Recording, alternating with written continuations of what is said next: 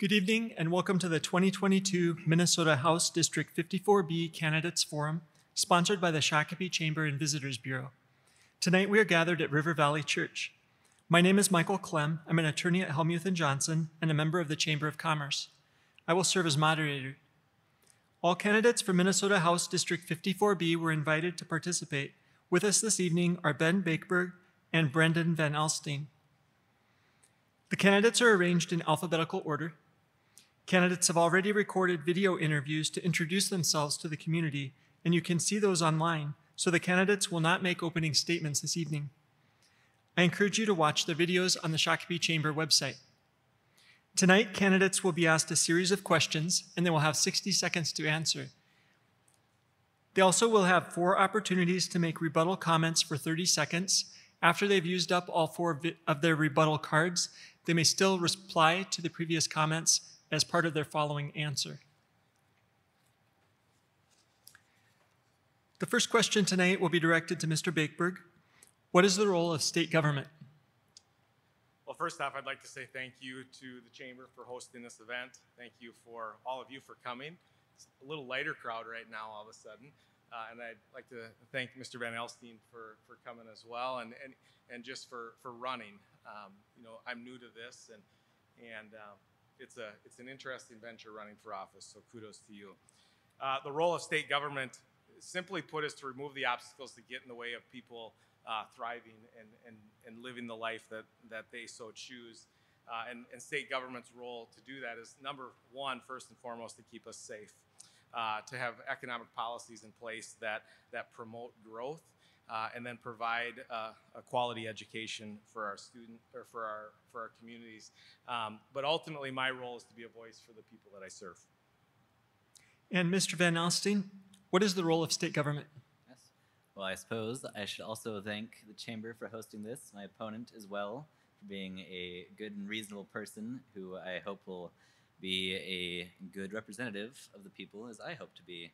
And to answer your question, I believe that the role of the government is to remove the barriers, to exercise the will of the people, to listen to the people, and to make sure that we are doing the things that the people come to us and ask us to do, and when they ask us for them to help them, for us to help them, that we do that help in the way that they ask us to do it.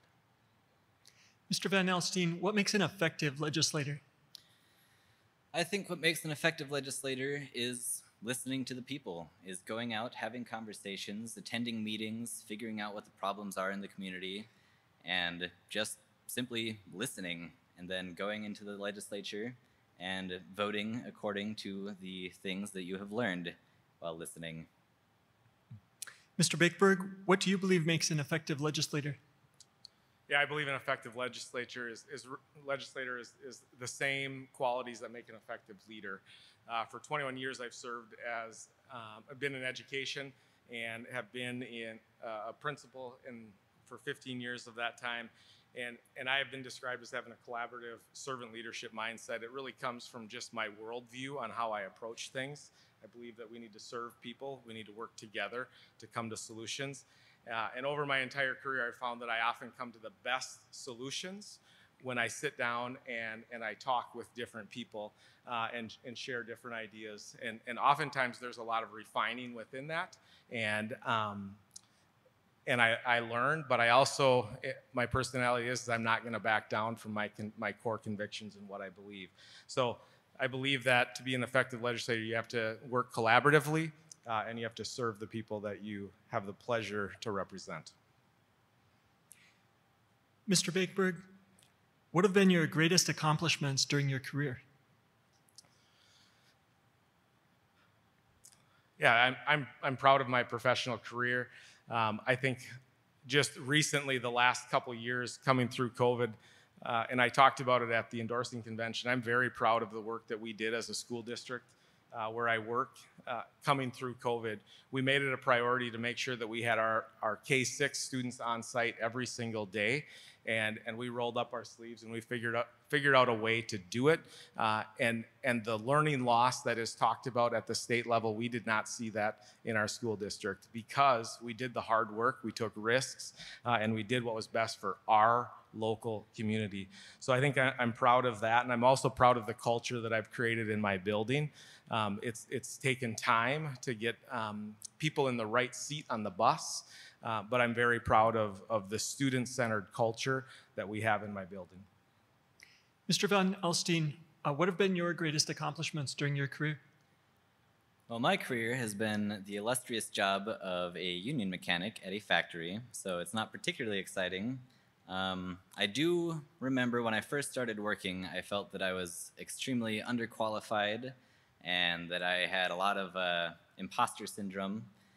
And to me, I think the best part of that career arc, as it were, is the perseverance, the fact that I kept going at it every day, trying my absolute best to learn everything that I could and to be the best mechanic that I could be. And I hope that, well, I know that I will bring that to the legislature, and I will try my best to learn as much as I possibly can and to listen, and yeah. Mr. Van Alstyne, what is your strategy to engage with constituents on a regular basis? Well, as I mentioned in a previous statement, I think that the best way to do that is to go to meetings. I think my favorite part of campaigning, actually, is the endless emails that I get from people inviting me to forums on mental health and climate change and universal health care, attending those, listening to what people have to say, and sometimes speaking my own ideas if it's relevant, and then going out and knocking on doors and going to town hall meetings and shaking hands and talking to actual people, I think is the best way to do that. Mr. Bakeberg, what is your strategy to engage with constituents on a regular basis? I think one of the most important things is just to be visible. You need to be out and about, and you need to talk with people. So whether it's at a Friday night football game or whether it's a food truck festival in a community or the farmer's market on a Saturday morning, it's just being out and about and talking to people and hearing what people have to say. And then it's just being responsive to people's needs. I talked with a couple out in the lobby, and they are still hedging on whether or not they're going to vote for me. But they brought a concern up to me, and I was responsive and answered their email. And I spoke to them like I would speak to anyone. And that's the way that I would approach things. And I would apply my 24-hour rule whenever possible that I have for myself as a professional, that as a principal, I have to respond to parents within 24 hours. Might be a different level of emails at the legislature, though. Mr. Bakeberg, what are the most important issues that you would like to address in the next legislative session? Well, I think public safety is first and foremost. We have got to get back to a place where our communities are safe. So that's the first and foremost. We have to address public safety. And then the second thing is we need to pass historic tax reform. In Minnesota, we are one of the highest taxed states in the country. So we need to pass historic tax reform to loosen the grip for our entrepreneurs to be able to take off. So historic tax relief, we need to invest in public safety and get our law enforcement to be back to where they are respected. And then these are kind of niche things from an education standpoint, but I think we need to address truancy reform. And that sounds kind of weird, but if kids are in school getting an education, they're not on the street causing problems and committing crime. So those would be my priorities. Mr. Van Alstyne, what are the most important issues that you would like to address this next legislative session? Well, by far the most important issue to me is campaign finance reform. I think that the power of dark money, of lobbyists, of PACs and other special interest groups on our legislature prevents our government from being able to do anything actually beneficial to the people. I think that no matter what it is that you care about, be it climate change, healthcare, education, if we don't do something about campaign finance laws the way that they are, then it doesn't matter what you want. Our legislature isn't going to do anything about it. So that is my primary goal while in office. Mr. Van Alstyne, when considering an important issue, how would you resolve any differences between your personal views and the opinion of a majority of your constituents or the position of your party? The position of my party doesn't matter to me. The majority of my constituents come first. That's the whole point of being a public servant. That's the point of getting elected, is to do what your people ask you to do. So I believe that I will have the wherewithal required to put aside my own personal views and do what my people ask me to do. And Mr. Bakeberg, when you consider an important issue, how would you resolve any differences between your personal views and the opinion of a majority of your constituents or the position of your party? I think that's a great question. And when I think about just my professional journey, I'm a conservative, a proud conservative working in public education. I have experience in private schools as well. But that time has equipped me to be able to look at my own views and my own perspectives on things, and really ask the question of, is this one of my biases, or one of the things that is a personal thing, or is it something that is good for our school community, even though I may not technically agree with it. So, and I think that was highlighted throughout COVID. There were many things forced on us, and we as a school district stood up and fought for what was best for our community. But there were times that the reality that of a shutdown just happened. So that would be how I would balance things, is the similar thing that I do as a building principal. Mr. Bakeberg, how should the legislature respond to the state budget surplus next year? I touched on that a little bit. I think the first thing we need to do is pass historic tax reform. We talked about Minnesota being one of the highest tax states in the nation. Over and over again, I hear from business owners how that's impacting their ability to do business. So that's the first thing that we would need to do.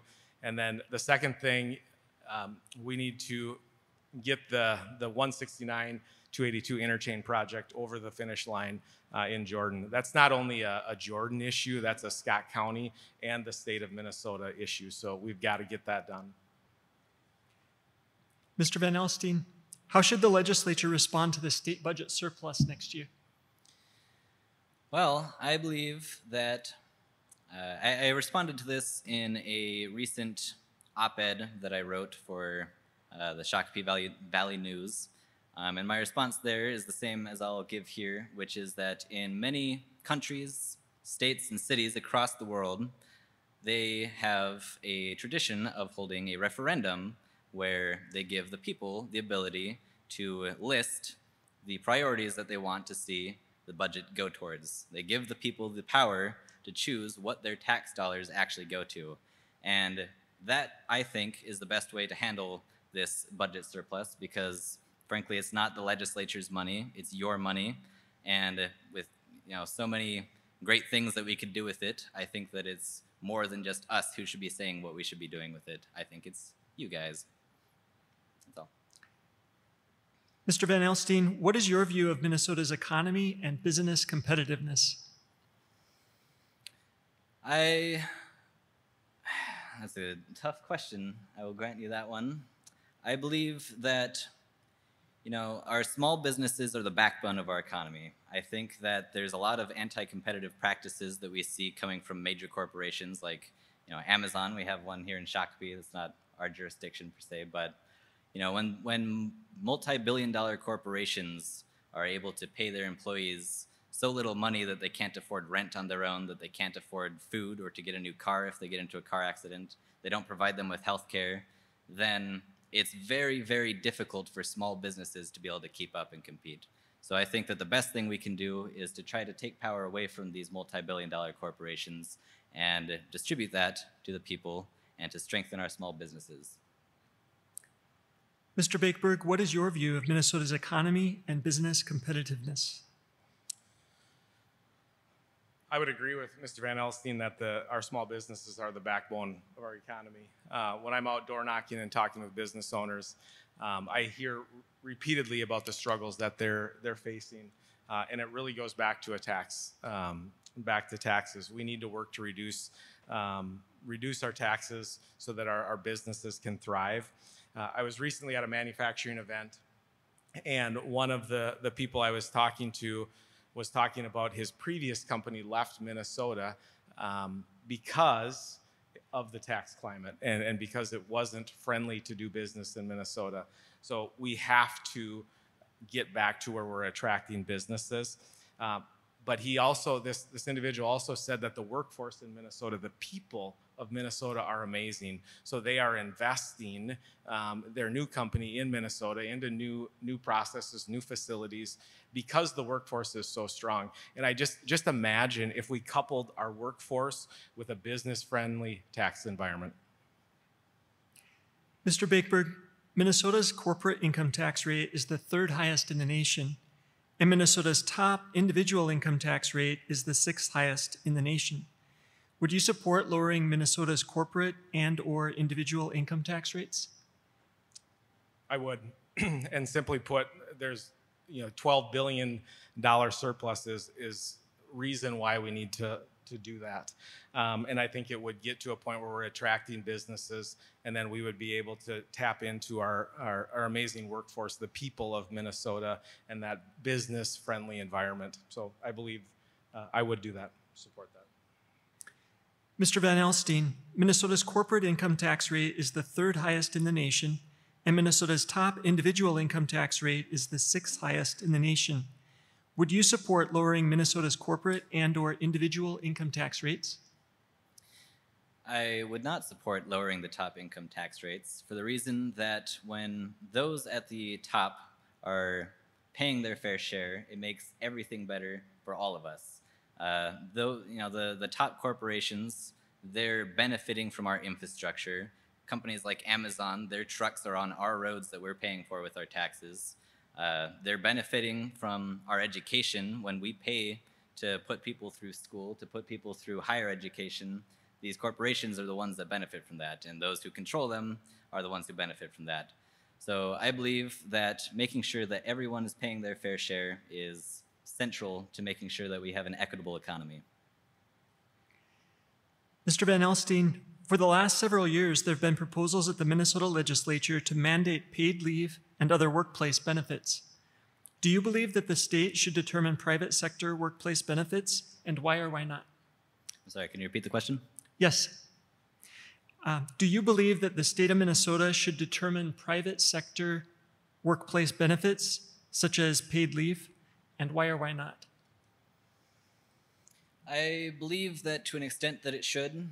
It's difficult for small businesses to compete with big businesses, as I have said, and when the legislature sets a standard across the board that all companies have to abide by, then that makes it much easier for small businesses to compete. To a certain extent, it's a big expense for them. So I think there is a holistic approach you can take with subsidies and other benefits for small businesses to make sure that they can afford paying these benefits to their employees. But ultimately, I think that they should because of the fact that it helps make the economy more equitable. Mr. Bakeberg, for the last several years, there have been proposals at the Minnesota legislature to mandate paid leave and other workplace benefits. Do you believe that the state should determine private sector workplace benefits, and why or why not? I have a number of good friends that are small, medium, and large business owners, and over again, as I'm talking with them or talking with people at the doors that are business owners, any mandate from the government is not helpful to business. So, Mr. Van Alstyne talked about just small business being the backbone of our economy. If we mandate paid family leave, what I keep hearing from my constituents is that will crush our small businesses. So, I wouldn't, I would not support something like that. Mr. Bakeberg, what are the top issues regarding policing and public safety, and what reforms would you support? It's a fantastic question. We have to get back to a place where our law enforcement, where we're supporting our law enforcement. And to me, supporting our law enforcement really is twofold. The first thing is we need to hold people accountable when they're committing crimes. So when we have repeat and violent offenders, they have to be held accountable. And then when our judges and prosecutors don't follow through and follow minimum sentencing guidelines, we need transparency, and those judges and prosecutors need to be held accountable. In the interview, I talked about he actually was a former student of mine that is now a police officer, and he shared just the frustration of arresting someone on his shift on one night and then arresting that same person for the same crime the next night. That's so demoralizing to our law enforcement. We have to stop that. Then we need to incentivize our law enforcement, and we need to make sure that we're supporting them and giving them what they need so that they can come out, they can go out, keep us safe, and go home to their families. Mr. Van Alstyne, what are the top issues regarding policing and public safety, and what reforms do you support? I agree that we definitely need to support our law enforcement. I think that the approach that we should take is to recognize the fact that we are treating law enforcement as though they are the just go-to people that we send to any issue that we have to deal with. I was just in a meeting a couple days ago about mental health services, and they had I believe it was the sheriff of Prior Lake there, asking for us to provide them with mental health personnel so that they can go and take some of these calls that the police are otherwise being asked to go to, and so they can deal with people appropriately and not have to worry about public backlash, not have to worry about potential violence because they are underqualified to deal with it. Mr. Van Alstyne, should the laws regarding the purchase of firearms be changed? And if so, what changes are needed? Well, I believe that the state legislature has no authority to outright ban guns, seeing as it's protected by the Constitution. But I believe that the issue and the argument surrounds our desire to make sure that guns are only in the hands of the good guys and that we keep them out of the hands of the bad guys. And I would support any legislation such as red flag laws, gun tracking laws, that makes sure that we are only allowing people who are totally qualified and that we can trust to be safe with firearms, that only they are able to purchase firearms. Mr. Bakeberg, should laws regarding the purchase of firearms be changed? And if so, what changes are needed?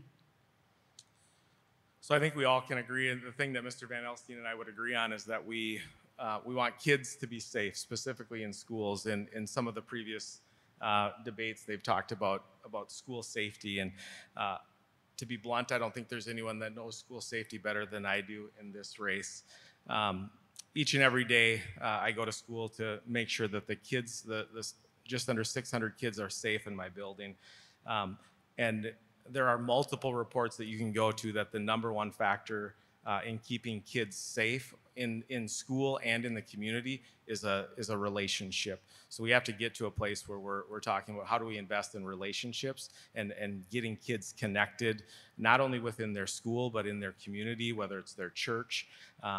But I don't believe that passing all kinds of gun laws are going to address those relationship issues that need to be addressed, because many of the kids are struggling with significant mental health issues that will begin to be addressed through strong relationships.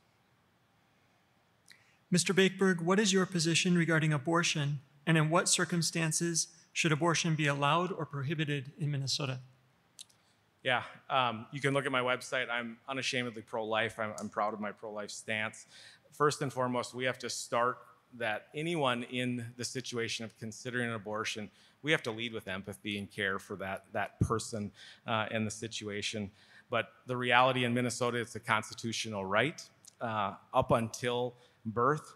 And I would rather spend our time talking about things that I can have a direct impact on when I get to the legislature: the economy, public safety, and education and crime.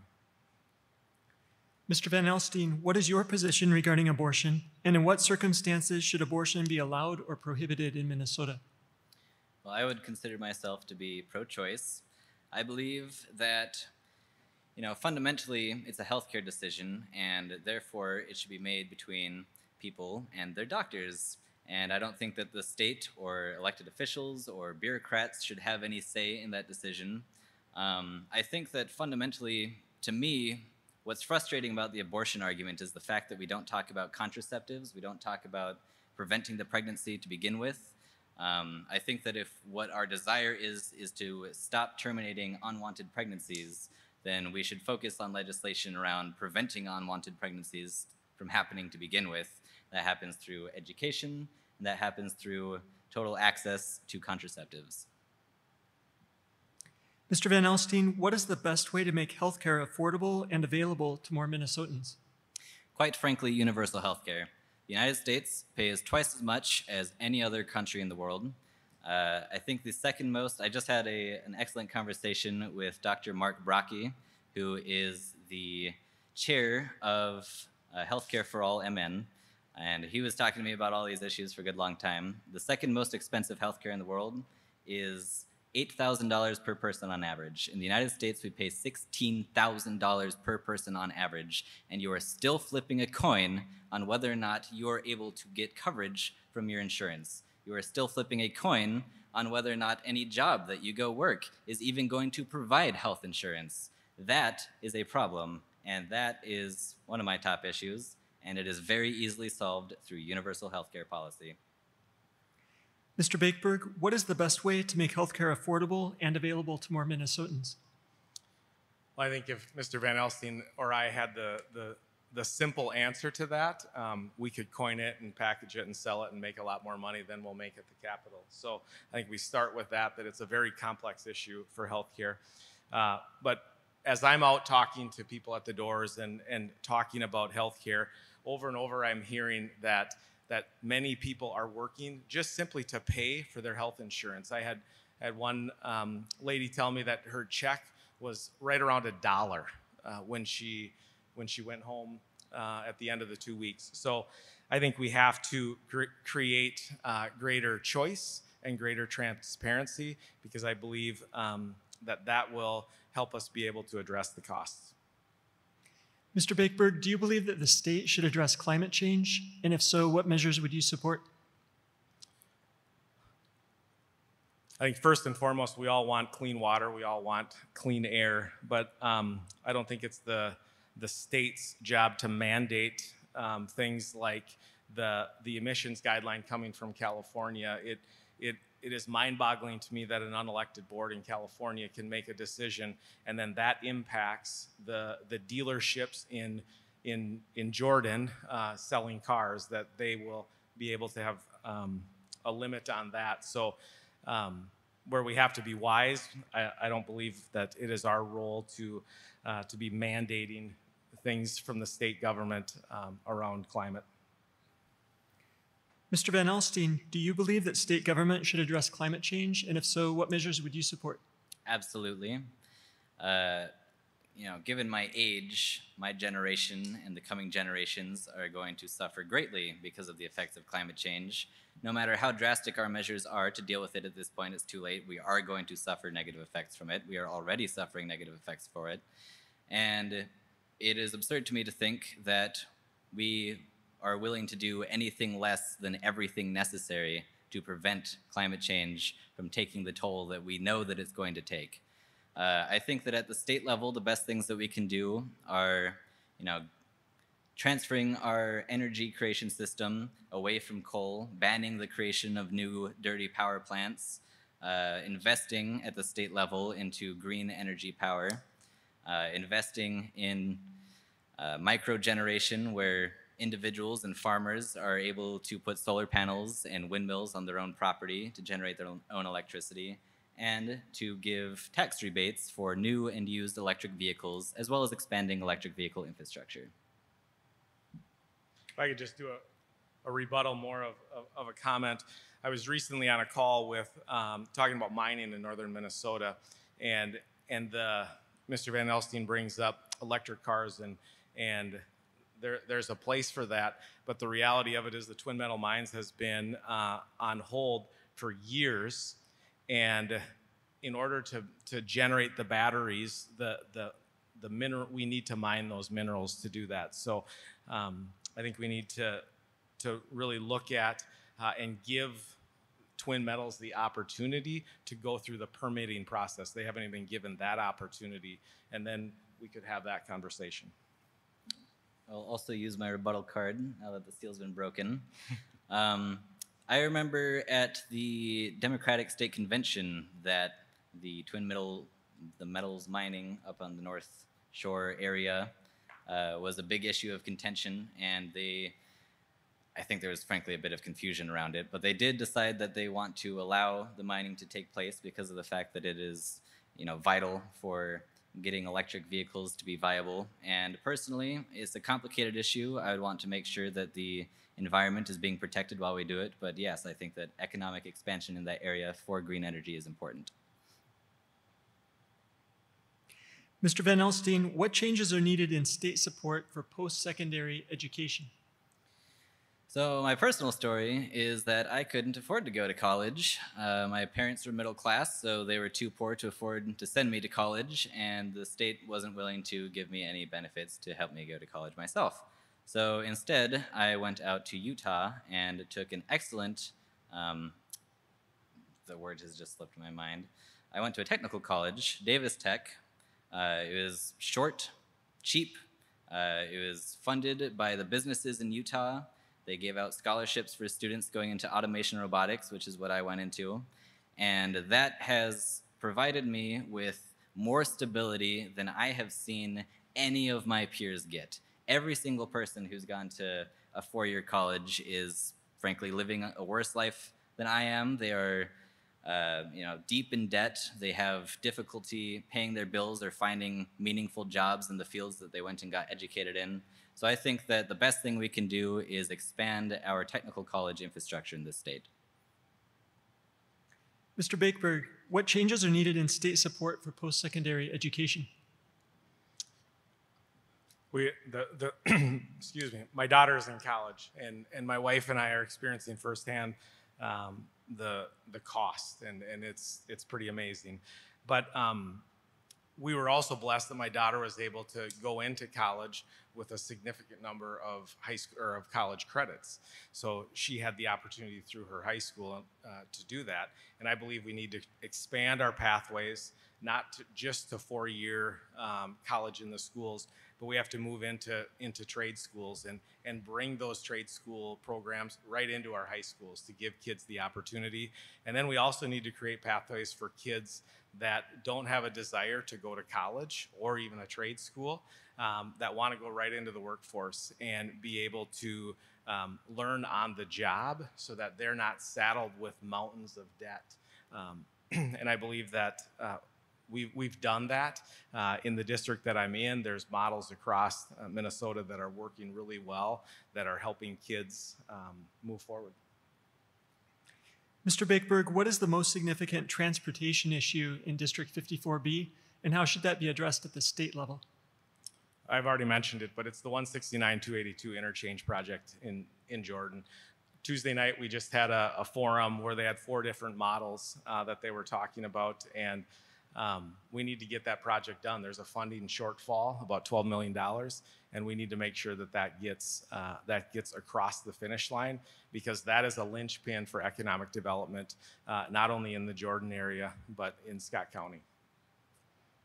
Mr. Van Alstyne, what do you view as the most significant transportation issue for District 54B, and how should that be addressed at the state level? To be honest, I'm not the most well-versed in this particular field. I do know a little bit about the interchange that Bakeberg's talking about, and personally, the concerns that I have with with transportation are the universal access to transportation, our funding of public transit, making sure that everyone is able to have adequate access to economic opportunity, which is only available through transportation in this country. So, I do believe that making sure that infrastructure project is pushed through and completed. I would be more focused on making sure that we fund our public transportation system and give access to underserved communities. Mr. Van Alstyne, do you support the legalization of marijuana, and why or why not? Absolutely. I think that the criminalization of marijuana has led to, I think that it's a big part of the reason why we have so much distrust with our police forces these days. I think that a lot of the problems we see in law enforcement stem from just a total lack of trust. And I think that if we legalize marijuana, if we expunge the records of people who have been criminalized with nonviolent drug-related charges, then I think that would do tremendous work for rebuilding trust and for helping people get back to being active in the community, to being active workers and community members. Mr. Bakeberg, do you support the legalization of marijuana, and why or why not? So my role as a building principal, I've seen firsthand just the impact of students, just that incremental use of whether it is vaping into marijuana and then into harder drugs. So I really struggle with opening that door without having just significant safeguards in place for our kids. And then also there's a huge public safety issue with the legalization of marijuana. So without those two things, making sure that we have some significant safety safeguards in place and making sure that our kids are safe, I wouldn't support something like that. Mr. Bakeberg, do you support the legalization of sports betting? Can I use my rebuttal card here? Yes, sir. Sorry. Go ahead. So as far as the access that children have to marijuana when it is legalized, the studies that have come out of the states that have legalized it, I think, have pretty universally shown that it is harder for children to get access to it, because when the only way to access illegal drugs is illegally, then, you know, the dealers aren't going to have as much discrepancy on who they're selling to. It's just as illegal to sell to a child as it is to sell to an adult. But when it is legalized, when it requires licensing and all sorts of government inspections to be able to sell marijuana, A, that pushes out the illegal dealers, and B, no one's going to want to sell to children because it's illegal. Mr. Bakeberg. That very, very same argument was said multiple times to me about vaping. And I can show you a drawer full of vapes that have both nicotine and THC in them in my office. So that's just not my lived experience. Mr. Bakeberg, do you support the legalization of sports betting, and why or why not? Yeah, that's another complex issue. On one hand, there are people that struggle with gaming and addiction and just that avenue getting into kids. So I have significant concerns about that. But on the flip side, I believe that I should be able to live the life the way that I choose to live. And if I want to choose to spend my money on sports betting, then I should be able to do that. So the commitment that I can make to this is that I'm going to balance those two factors as we move forward in that conversation. Mr. Van Alstyne, do you support the legalization of sports betting, and why or why not? Well, I definitely have to agree that I don't think that the government's job is to moralize to us and tell us how to live our lives. So I would be in support of legalizing it. My personal main hang-up is the fact that the way that we handle betting currently is, you know, we let the indigenous communities benefit from it, we let them run it, and, you know, that is the result of the exploitation that they've faced and the genocide, all that. So for me, what I would want to do is make sure that sports betting stays in the hands of indigenous communities so that they continue to benefit from those gambling practices. Our time is running out. Anyone whose questions have not been answered should ask the candidates this evening after this debate or contact their campaign offices. You can find more information about the candidates at the Chamber's website, shakopee.org. Each candidate will now have 1 minute for their closing statement. We'll begin with Ben Bakeberg. All right. Well, I'd like to end by saying thank you to the Chamber. Thank you to Mr. Van Alstyne. Thank you to all of you for coming and hanging around. Every morning I get up with the mindset of going to school and serving the kids, the families, and the students, and the community and my staff. And And that's the approach that I've taken each and every day, and that's the approach that I would take if given the opportunity to serve in the legislature. In St. Paul, I'd focus on public safety. I'd focus on taxes. But I think I bring a unique perspective as a current principal that's working with kids on a daily basis that is quite frankly missing at the Capitol. And I got involved in this because over and over again, policies or laws are being pushed on schools that are just ravaging our kids and ravaging our families. So I'm running to be a voice for kids, for families, and our communities, and that's where our motto of strong families, strong communities, and strong schools come from. Thank you. I'm Ben Bakeberg, and I appreciate your support. And we'll close with Brendan Van Alstyne. Well, thank you very much, the Chamber, for hosting this. Thank you to my opponent, Ben. I'm very grateful that we do not have a mudslinging contest up here like our previous counterparts on the A side of this district. I think, to me, the reason why I wanted to run for office is the fact that America was founded on a very simple idea of giving power to the people. We came from a system of monarchies and landed elites that controlled everything, and people got so fed up with not having any power in their lives that they created America. And that was so successful that there are now countless democracies around the world. But what I think that most of the problems in this country boil down to is the fact that the people's power is being chipped away at endlessly. And my goal as a legislature is to reinforce the people's power, to prevent those special interests, those at the upper echelons of government and in business, from controlling absolutely everything. Thank you very much. As we close this part of our discussion, please remember that the views expressed in tonight's debate are those of the candidates, not those of the Chamber and Visitors Bureau. The Chamber sponsors this event as a service to the community and has gone to extraordinary lengths to ensure the objectivity of this forum. The Chamber does not endorse any candidate. Instead, we seek to provide the information that you need to make informed choices when you vote. Thank you to the audience this evening and to River Valley Church for hosting our event. On behalf of the Shakopee Chamber and Visitors Bureau, thank you to all the candidates. We appreciate your time and your willingness to serve our community. I'm also pleased to announce an additional forum. On October 13th, the Dakota County Regional Chamber of Commerce will host a forum with the candidates running for Minnesota's 2nd Congressional District, U.S. Representative Angie Craig and Tyler Kistner. The Shakopee Chamber of Commerce is a partner for that event, and more information is available on the website at shakopee.org. Election Day is Tuesday, November 8th. Please remember to vote.